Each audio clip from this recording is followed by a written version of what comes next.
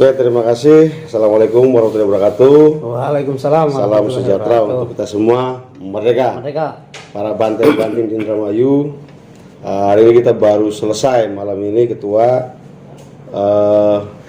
Agenda yang sekarang baru selesai ini, agenda apa Ketua yang sudah kita lakukan?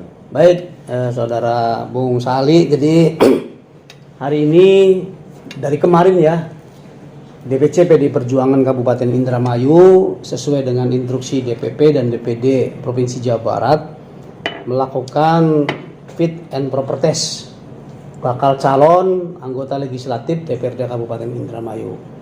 Dan alhamdulillah dari yang mendaftar dan tadi sudah semuanya dilakukan fit and proper test, itu alhamdulillah kita sebanyak melebihi dari kuota.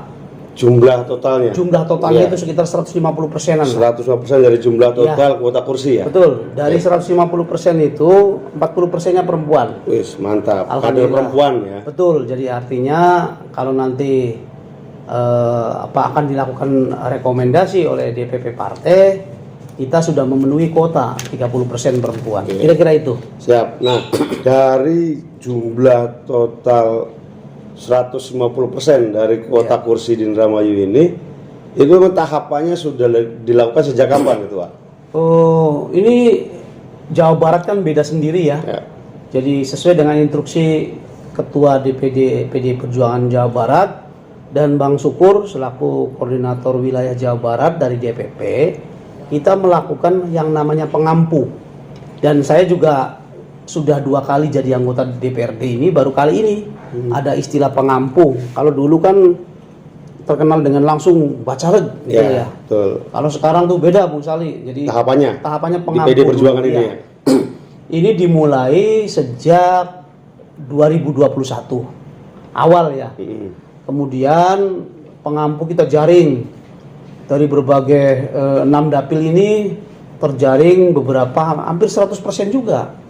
Tapi dalam perjalanannya itu ada yang masuk, ada yang keluar, ada yang masuk. Keluar masuk lah. Yeah. Tidak konsisten. Yeah. Mungkin banyak pertimbangan lah, ya mungkin faktor lain atau izin, katanya ada izin keluarga dan sebagainya, sehingga kami terus menjaring. Karena kalau sesuai dengan tahapan KPU kan pendaftaran untuk DCS-nya saja kan masih lama ya. Masih kalau nggak salah 1 April. 1 sampai dengan 15 Mei kalau nggak salah itu DCS dari KPU. Cuma perintah dari DPP kita harus melakukan penjaringan tahapan yaitu DCS sementara. Hasil rapat seluruh ketua DPC Jawa Barat di Bekasi disampaikan oleh Bang Syukur dan Pak Ono selaku ketua DPD. Ini tanggal 5 Februari lusa. Ini harus sudah terkirim daftar calon sementara internal di PD Perjuangan sendiri ya. Internal ya, bukan versinya KPU. Internal. Versi internal lah ya. Makanya DPC PD Perjuangan Kabupaten Indramayu ini melakukan tahapan tersebut yang dimulai dari kemarin sampai dengan jam 12 malam kami. Itu dapil 1, 2 dan 3. Karena saking banyaknya calon atau bakal calon yang mendaftar, sehingga dilakukan fit and proper test. Rata-rata satu orang ini antara 15 sampai 20 menit ini.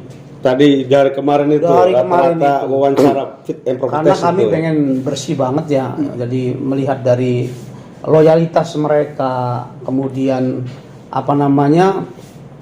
gestur mereka, kemudian keseriusan dan lain sebagainya, termasuk ya jujurlah kami sampaikan, kalau orang bilang mah elektabilitas, kemudian juga popularitas, sampai ya dengan pemilihan yang sangat pragmatis seperti ini tidak luput dari finansial kan, itu juga kami tanyakan. Isi tas berarti? Ya isi tas lah kira-kira. Ada ini kos politik kalau lah ya. Orang Indramayu, saya pikir kalau money politik enggak lah ya. PD Perjuangan tidak mengajarkan seperti itu. Tapi kalau kos politik itu ya memang harus ada. Konsekuensi logis lah ya. Kami sampaikan ke mereka, kos politik itu harus ada. Karena kalian itu nanti akan punya tim relawan dan lain sebagainya, itu yang harus dibiayai juga. Jadi bukan money politik, itu namanya kos politik. Oke Ketua, tadi yang dijelaskan Ketua, Dari 150% ini tentunya kan banyak nih 150%. Dari latar belakang apa yang akhirnya PD Perjuangan digeruduk, ya bukan digeruduk bahasanya, sangat diminati saking 150% itu dari kalangan mana saja yang daftar dari untuk PD Perjuangan Bacalek ke depan ini? Yang pertama ya khusus untuk Indramayu, barangkali melihat perkembangan politik terkini di tingkat nasional ya, terutama yang akan berkaitan dengan Pilpres. Kemudian dengan elektabilitas dari semua lembaga survei, PD Perjuangan ini selalu di atas kan, Bung Sali. Itulah yang mungkin salah satu peminat mereka masuk ke kita.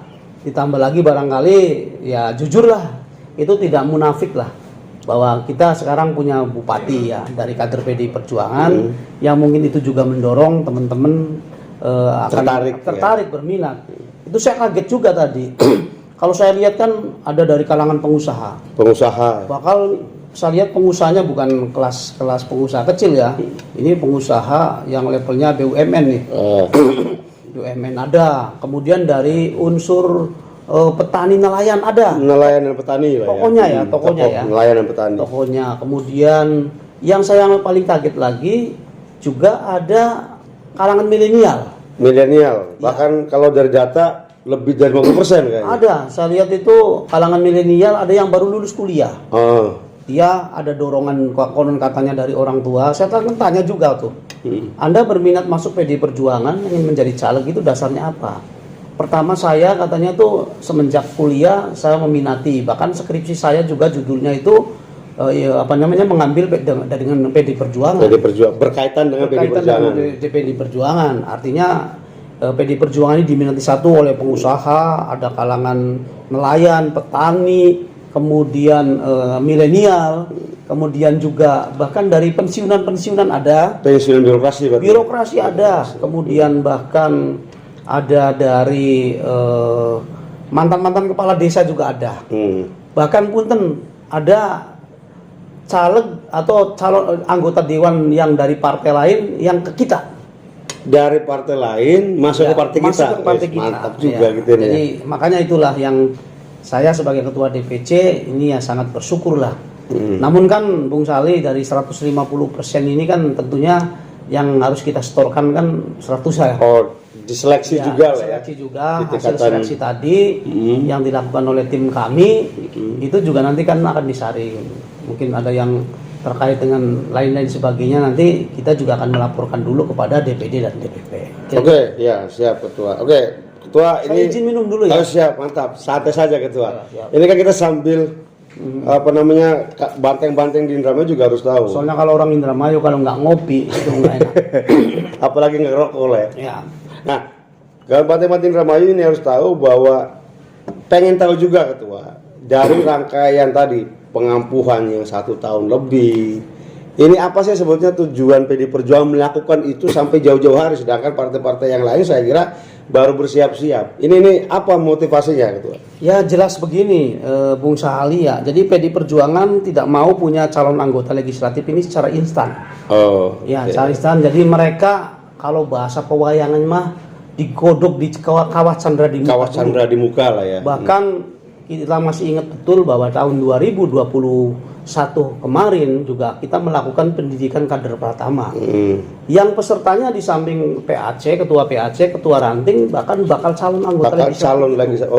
Tujuannya kita didik, ya kita pengenalan. Baik terkait dengan politik, baik terkait dengan masalah ketatanegaraan, ideologi maupun sebagainya yang berkaitan dengan ideologinya Bung Karno. Ya, dan nanti akan terjun ke masyarakat kan masa sih nggak punya bekal. Nah itu, jadi dasarnya dari itu. Jadi kita akan tujuannya lah ya, untuk seleksi itu ya. Partai lain. Jadi kenapa agak panjang lah prosesnya. Bahkan orang yang nggak ngerti pengampuk apa sih? Pengampuk kan artinya orang yang memberikan support kepada tujuannya DPD atau DPP ini suruh membantu atau terjun ke masyarakat untuk membantu tadi ranting, pengurus PAC, supaya dia nanti ketika sebelum menjadi caleg menjadi bakal caleg dulu, dia akan berinteraksi dulu dengan masyarakat. Interaksi dengan kader dan masyarakat. Apalagi nanti kalau sudah jadi anggota dewan, jadi tidak demam panggung nantinya. Siap. Oke Ketua, dari awal sudah dijelaskan sama Ketua rangkaian tahapannya, pengampuhan sampai bacalek sampai akhirnya diseleksi lagi ke fit and proper test yang 2 hari 2 malam lah tepatnya mungkin ya. Kita juga setiap 2 hari ini selalu malam pulangnya.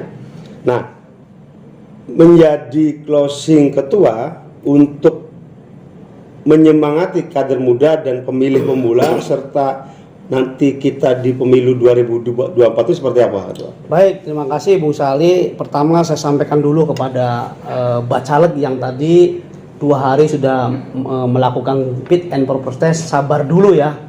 Sabar dulu, nanti partai akan memberikan yang terbaik lah buat kalian.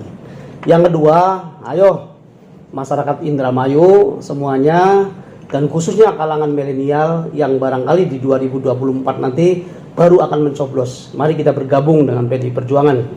Karena rekan-rekan kalian yang milenial banyak yang menjadi caleg.